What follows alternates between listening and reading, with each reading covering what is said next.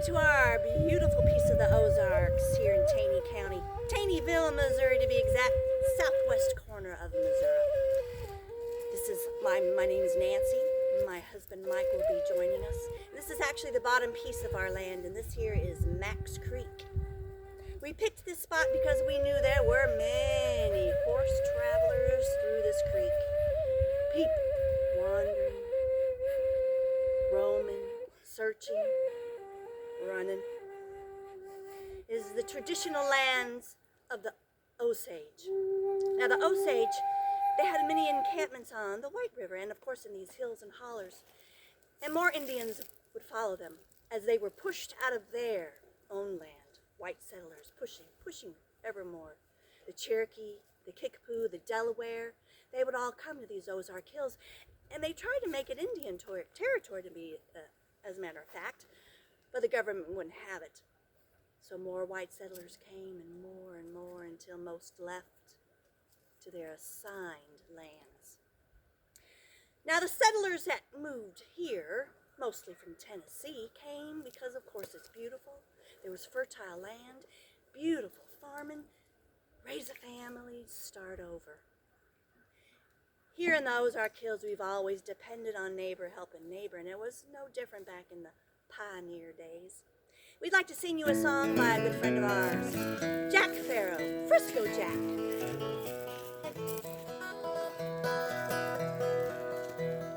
Fetch the mules and hitch 'em quick, we dasn't dare be late. Corn is in the wagon down by the garden gate. Wake them kids and old folks and holler so they'll hear. The meeting in the old campground is earlier this year. See, folks all need to grind their corn and turn it into meal. So harvest time gets busy for the miller and his wheel. Neighbors use the waiting time to camp and socialize and watch those trees turn colors underneath October skies. We'll be meeting at the bottom of the hill in the old campground right next to the mill. We will laugh and we will visit, we'll sing and we will pray. We're leaving for the meeting in the old campground today. Judge will play his fiddle tunes from the old cane bottom chair. Pa will call instructions to dancers in the square. Old men like to fish at night down by the gravel bar. The young men like to spark the girls underneath those Ozark stars. We'll be meeting at the bottom of the hill in the old campground right next to the mill.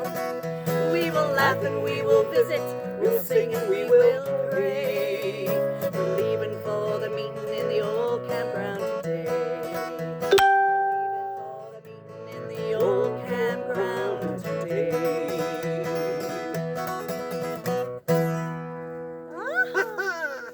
Yes, indeed, pioneers making their way, making farming a living.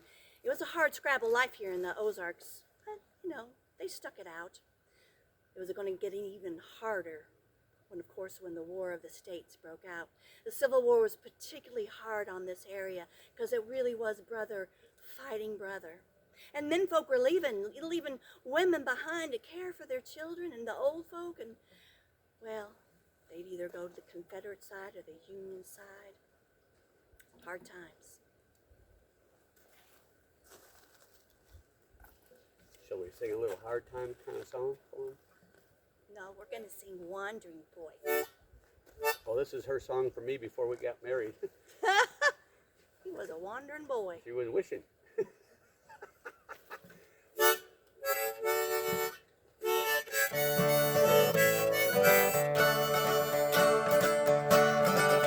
Oh, bring back to me my wandering boy. There is no other left to bring me joy.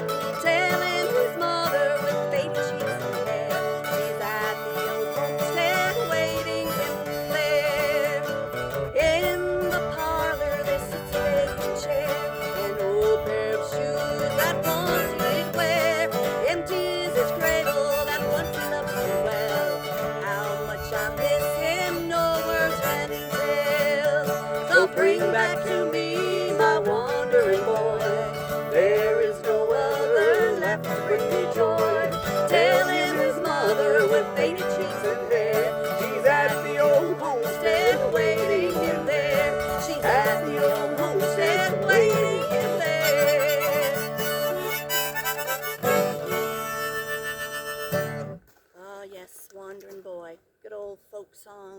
many years. Many different versions of that song also. But that's another story. So yes, the Civil War broke out, leaving behind women and children, and some folks, well, they took advantage of that situation. Of course, bushwhackers, thieves, murderers. Mm-hmm. And one in particular we'd like to tell you about is Alf Bolin. Oh. He was originally from Christian County, up north a piece. Orphaned as a child, was taken in by a family, but turned bad. He joined a gang of thieves, and they scourged Stone County, then on to Taney County, where Alf formed a band of thieves of his own. There's an outcropping of rocks just east of here in Kirbyville. Now, this story we're going to tell, it kind of revolves around Kirbyville, just east of here. In Kirbyville, there's those rocks I was talking about, off the Springfield-Harrison Road, now known as JJ. That's where Alf would lay low and watch for people passing by and take whatever he needed. It became to be known as Murder Rocks. He got to be so bad as a villain, people, well, they hardly went anywhere anymore. They stayed home if they could. So when the Union Army found out about this, they said they would help. Well, the cavalry, they had no match against Alf Bolin. He knew every ford in the White River, every creek, every holler, every cave, every hill. No, there had to be another plan. There was. The Fosters had a farm just north of Murder Rocks, and Alf would, he would frequent that place and have a free meal if he could.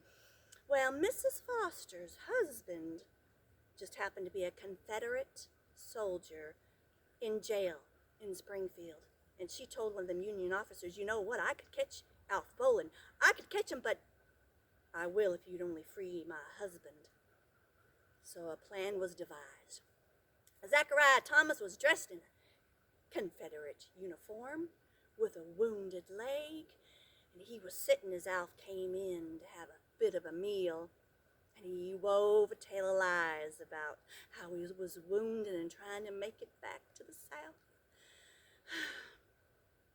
Well, Alf listened, and he got up and went to the fireplace to get a little bit of coal, light his pipe.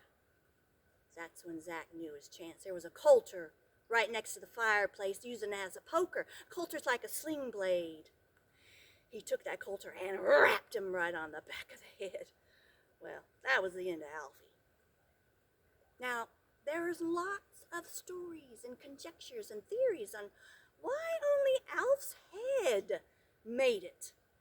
First to Forsyth, and then on up to Ozark in the square. But just the head. They put it on a pole. People spat at it. Kids threw rocks at it. Well, one of the stories I heard, yeah, it fell off that pole that it was on, and the kids used it for a football, kicking it all up and down the street. Mm-hmm. Yeah, he was a bad man. Yeah. But somehow the head disappeared. Some say the range hogs took care of it. Some say the head made its way back to Murder Rocks and is waiting for another stranger to ride by. Hey?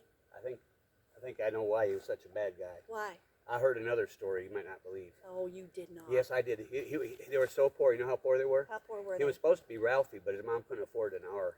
So he was Alfie, and he was really mad about that. The year was 1863, February, and Alf Bolin was dead. So I think it's time for a celebration, don't you? I know the Civil War is still raging, but oh, people need a reason to play party. Oh, I play party tunes. Yes, Gonna grab your spoons? Just happen to have them.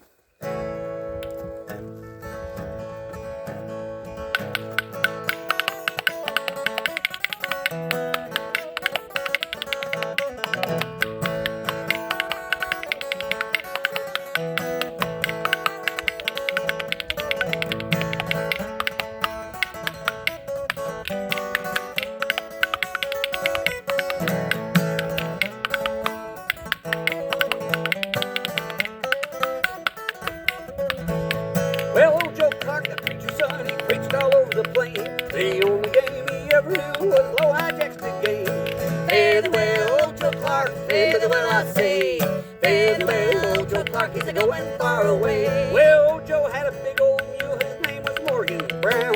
Every tooth in that mule's head was 16 inches round. Fare thee well, old Joe Clark, fare thee well, I say. Fare thee well, old Joe Clark, he's a-going far away. Take it!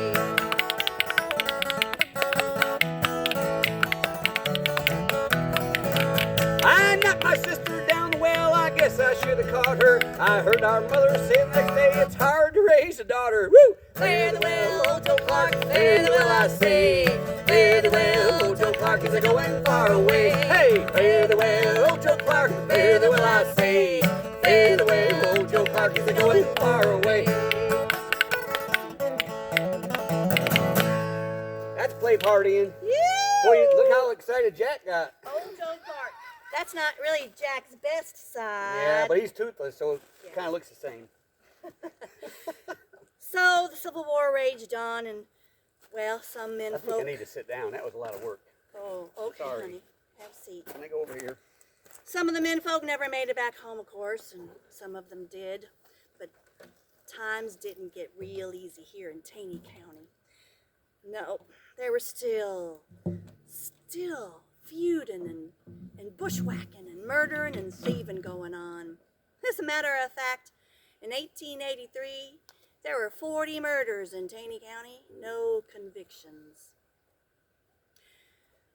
Nathaniel Kinney, West Virginia born, brought his family from Kansas, and he bought a little farm in Kirbyville. Now this, again, Kirbyville. You see, you got Taneyville here, and then on up is Kissee Mills, and then on up is Kirbyville, and on down, well, is Branson, but that's much later, and of course, Forsyth up north. So when he arrived here, 1883, he made a few friends, Alonzo Prather, J.J. Brown, and he started to see that this was lawless country. Yeah, they had a sheriff, McAfee, but, well, he kind of needed some help. There was juries being, well, paid under the benches, they say, swayed by the older families. Not much law happening around here. So he started talking to his menfolk. What can we do? What can we do? There's got to be something done about this. Then he went home and he had a conversation with his wife, Maggie. Now, of course, this is all conjecture, of course. We don't know what's been said behind cabin walls. But according to Vonda Sheets wrote a wonderful Baldknobbers saga, Absolution. Now, Vonda has passed several years ago, but her book still lives on. And if you want a good read about these guys, pick up Absolution. She's was a wonderful woman, and with Mr. Dillon. Anyway, so, getting ahead of myself. He was talking to his wife, and she said, well, I don't know what you could do. You maybe run for office, which he did, but he lost. Maybe you could form a group. Nathaniel's started thinking about that. He got his friends and he said, you know what? Let's meet and let's see what we can do about this lawlessness, this brutality going on in these Ozark Hills. The first meeting was in a general store / bar of Yell Everett, I should say.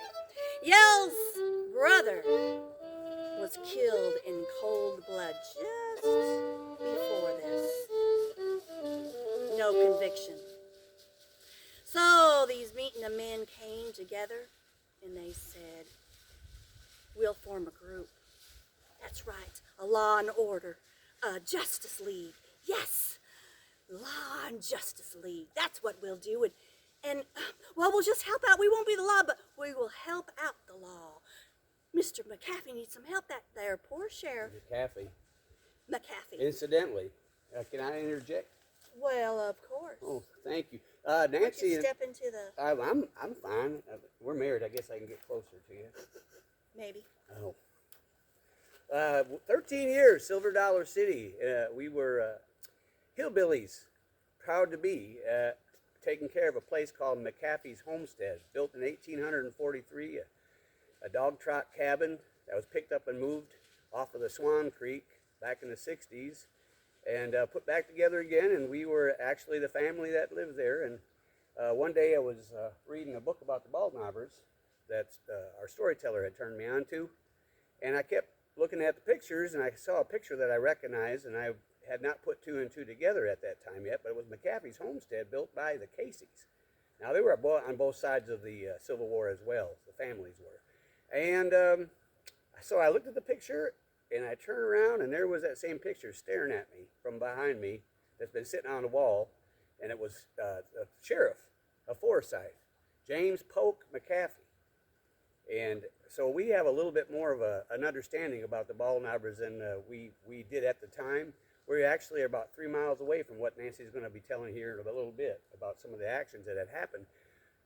And they also, did you know when they got together on those knobs that you were looking at? Mm-hmm. Yeah, well, I was telling them, yeah. The first meeting was in the general store in this bar. Yeah.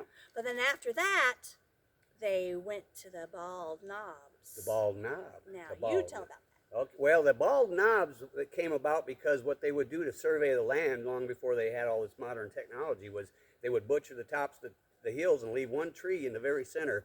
They would call that the pilot tree. And so the surveyors could go from top of the hill, top of the hill, top of the knob, top of the Bald Knob, and shoot a distance and survey the land that way. Well, that was an easy place for the people to get to have their meetings and set a fire. And whenever they saw a fire up on top of one of those knobs, they knew they were calling for a meeting. And hundreds of men came and joined. Yeah. Now, Baldknobbers was a kind of a slight at first, but the men soon embraced that name, and they became known as the Baldknobbers. Now, the Baldknobbers was a vigilante group, of course, who started off to be good, to help out, to help out the law, but it soon turned out to be, well, the seduction of power kind of creeps into men's heads sometimes. And soon after, they didn't help at all. Well, one of the points of soon they became known as the anti-Baldknobbers. And the point and the situation that happened was, okay, Tubal and Frank Taylor, they were no-account brothers that lived here in Taney County. And they just do what they wanted to do. And Tubal was maybe a little touched in the head, they thought, and he would mutilate cattle and cattle rustling. And, well, Frank was just a no-account. Well, he recently got married. And the Dickinsons, who owned the local store up here, the general store, on the border of Kissee Mills and Taneyville, they let Frank open an account. Well, he's getting married. He may be turning around. Well, one day Frank came in sauntering in. I need some boots from my brother. And he was hiding out from the last thing he did. I need some boots from my brother, and I'm just going to take this here pair. And he sized them up to his boots. And Mr. Dickens said, no, whoa, whoa, whoa, Frank, you owe a lot of money already. We can't put this on your account. You're going to have to pay for them boots. Frank looked at him. Put it on my account. I'll pay you later. No, Mr. Dickens said, no, you have to pay for those boots. You haven't paid nothing for a long time. Frank looked at him, got those boots and left. Well, Mr. Dickinson had about enough. He went to the law, and there was a warrant out for Frank's arrest. Frank heard about it, and when he got Tubal, they went back to that store, shot them both, Mr. and Mrs. Dickinson. Didn't fatally wound them, but seriously wound them. Well, they hatched out a plan that they would turn themselves in with a friend and get the reward money, because they knew they'd be let out. Well, the Baldknobbers thought it differently, and the Taylor brothers saw a justice of a different kind. A group of men came in, 1885, got them Taylor brothers out of jail and lynched them high on a hill in a tree, of course. Well, that's appalled a lot of the men that had joined that group, and that was it. They were done.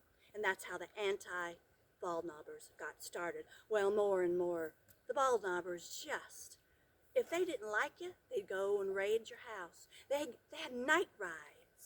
And they would burn a cross in somebody's yard if you didn't go to the right church or said something too loud in the church or you didn't believe like they did. Yeah. Or maybe you were living in sin. But the real reasons some think it was political, and if you had an eye on a property that was better than yours,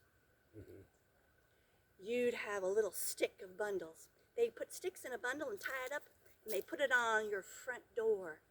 And when you got that bundle, you knew the Baldknobbers were getting ready to pay you a visit. Yeah, and they cheated at cards, too. So I heard.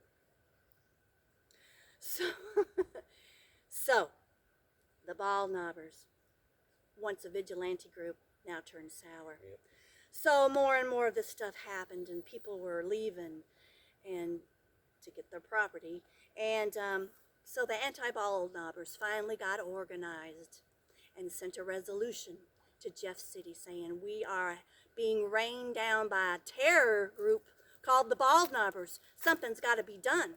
Well, a representative was sent, had a few meetings with Nathaniel Kinney, and just to escape little incidents that were being inquired, Nathaniel called his men to the square of Forsyth and took off his bandana and threw it down. The Baldknobbers are done. Let there be peace and quiet and law reign supreme. Well, it didn't quite end there. There were more vengeful killings until 1888. Billy Miles, one of his best friends, Andrew Cogburn, was shot by Nathaniel Kinney. And Nathaniel Kinney got off. So Billy Miles secretly devised a plan. He went into the store that Nathaniel Kinney had bought, and they got into an argument, and Billy Miles shot and killed him. Now, of course, Billy stood trial, but it was deemed self-defense. So that was the real demise of the Baldknobbers. Now, there was more Baldknobbers groups north of here in Christian County, in Douglas County. Those are the ones that when you see the mask with the little horns, those are those northern Baldknobbers.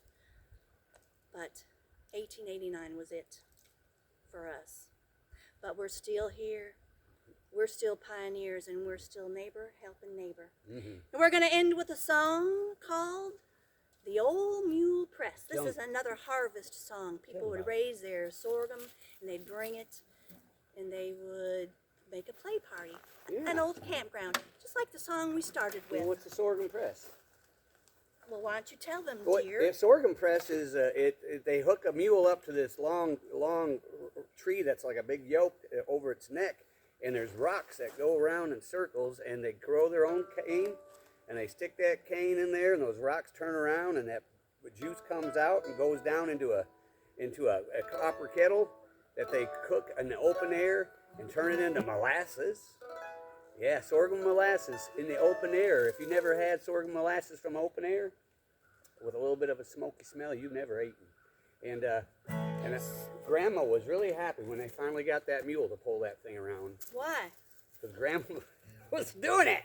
That's why. It's obvious. Grandma was happy. Why was she happy? Because she was hooked up to that. The press, you mean? Yeah.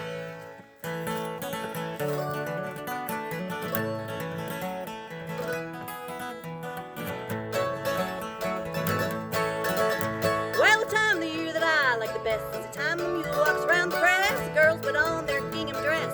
By and by, by and by. The leaves are red and the ground is cold. Sap's gonna rise, so I've been told. We don't care if the frost is coming. By and by. Well, down the road goes an old tar heel on his back. Sack a meal and at his feet an old hound dog. By and by. Well, trade my meal and my hound dog too for a kiss from a pretty girl dressed in blue. Prettiest girl I ever seen. By and by. Well, the time of the year that I like the best is the time when the mule walks around the press. Girls put on their gingham dress. By and by, by and by. Leaves are red and the ground is cold. Sap's gonna rise, so I've been told. We don't care if the frost is coming. By and by. No, we don't care if the frost is coming. By and by. Thanks for sharing our beautiful afternoon alongside Max Creek. That's right. Take care, y'all. Salute. Till next time. Say goodbye to Toothless Jack. Bye, Goodbye, Toothless Jack. Jack. Oh, it's over there. Yeah, Jack. Jack. Okay. Hey, come on, buddy. We got to go up the house and finish chores. And come on. Oh, yeah, you look excited. Come on, Jack. Come on, Jack. Let's go.